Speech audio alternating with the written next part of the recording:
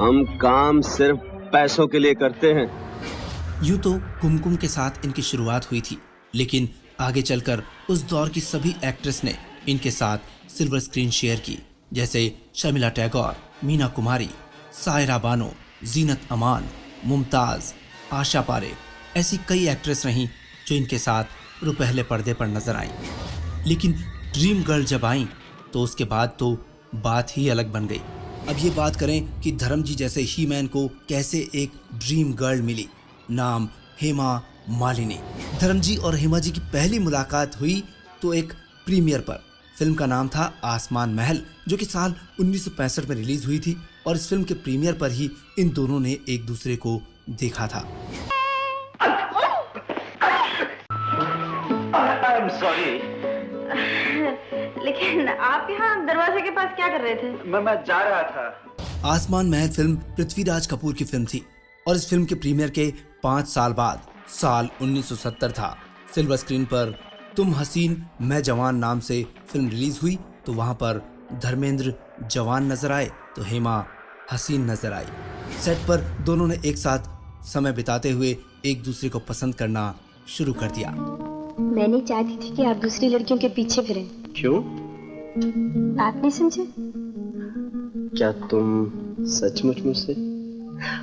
इस फिल्म की रिलीज के बाद धर्म जी और हेमा जी की जोड़ी ऐसी हिट हुई कि लोगों ने बहुत पसंद किया और आगे इन्होंने 35 फिल्में एक साथ की, जिनमें से 20 हिट फिल्में साबित हुई। उनमें से कुछ नाम हैं सीता और गीता, राजा रानी, जुगनू, दोस्त, पत्थर और पायल, ड्रीम गर्ल, शोले, बगावत, रजिया सुल्तान। न खंजर चलेगा न तलवार हम पे, ये बाजू मेरे आजमाए हुए हैं। ऐसा लगता है तुम्हें अपनी जिंदगी से प्यार नहीं रहा।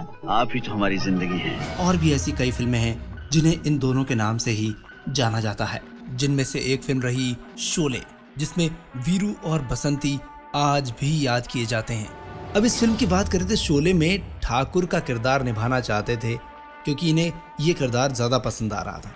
जब शोले के निर्देशक रमेश सिप्पी से इन्होंने कहा तो उन्होंने कहा आपको तो वीरू का रोल निभाना चाहिए, लेकिन धर्मेंद्र नहीं माने। तब रमेश सिप्पी ने धमकाते हुए कहा था संजीव कुमार को वीरू बना दूंगा और वो फिल्म में हेमा मालिनी का हीरो है, अब सोच लो। ये धमकी रंग लाई और धर्मेंद्र उसी दिन वीरू का रोल निभाने के लिए तैयार हो गए। अब हेमा जी को चाहते तो थे, लेकिन वहां पर यह भी चाहत थी कि फिल्म के सीन में ज्यादा से ज्यादा ये हेमा जी के साथ रहें, साथ मिल पाए। इसीलिए कैमरामैन को भी पटा लेते थे और आंखों के इशारे से बार बार रीटेक करवाते थे ताकि देर तक हेमा जी के साथ रह सके।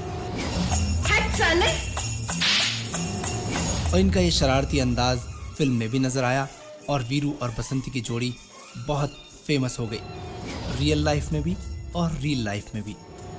क्या नाम है? वीरू। तुमने ये नहीं पूछा कि हमारा नाम क्या है? तुम्हारा नाम क्या है बसंती? चुप है, जब देखो बकबक बकबक बकबक करता रहता है। दोनों की नजदीकियां ऐसी बढ़ी कि फिर 1980 के आते आते दोनों ने शादी कर ली थी। लेकिन इन दोनों की शादी होना इतना आसान नहीं था।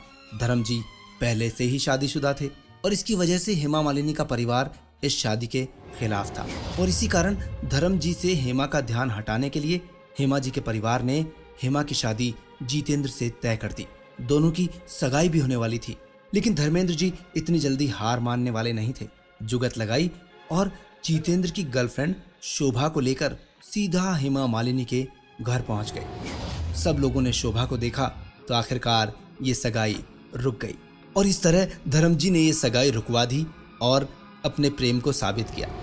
धर्म जी यहाँ दोहरे प्रेम में फंस चुके थे। एक तरफ हेमा जी, दूसरी तरफ प्रकाश कौर और अपने बच्चे।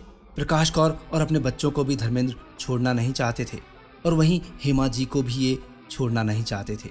आखिरकार यहाँ भी धर्मेंद्र ने रास्ता निकाल लिया और सोचा क्यों ना इस्लाम धर्म कबूल किया जाए ताकि दोनों पत्नियों को दर्जा मिल सके। बस यही हुआ। धर्म जी ने अपनी पत्नी से तलाक नहीं लिया और इस्लाम कबूल कर हेमा मालिनी को दूसरी पत्नी का दर्जा दे दिया। दोनों की शादी हालांकि विवादों में रही थी, पर इन्हें फिल्म इंडस्ट्री का एक सफल जोड़ा माना गया।